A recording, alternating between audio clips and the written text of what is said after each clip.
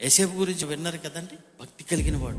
చంపేయమని ఒకడు అన్నదమ్ముల్లో ఒక గుంటలోనికి తోసేశారు, attempt murder. అందులో ఎవడో ఒకడు మళ్ళీ అమ్మేద్దామంటే అమ్మేశారు, ఒక బానిసగా అమ్మేశారు. వాళ్ళ అన్నల పైన ఎంత పగ, ఎంత ప్రతీకారం తీర్చుకోవాలి. కానీ యేసేపులో అది లేదే. ఏముంది? నేను భక్తి పరుడను. భయపడిపోరు, వణికిపోయారండి వాళ్ళ అన్నలు. మనం చంపేయాలనుకున్న మన తమ్ముడు సైగ చేస్తే మన తలలు నరికేస్తారు. యేసేపు నోట నుండి వచ్చిన మాట ఏంటో తెలుసా?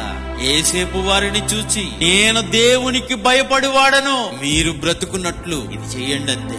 నేను దేవునికి భయపడేవాడను, దేవుని యందు భయభక్తులు కలిగిన వాడను. నేను శత్రువును కూడా క్షమించగలిగిన వాడే భక్తుడు. అపకారాన్ని మనసులో ఉంచుకోలేని వాడే భక్తుడు. దేవుడంటే భయపడేవాడు. ఎంత మంచి వాళ్ళగా మారిపోవాలండి, ఆలోచించండి.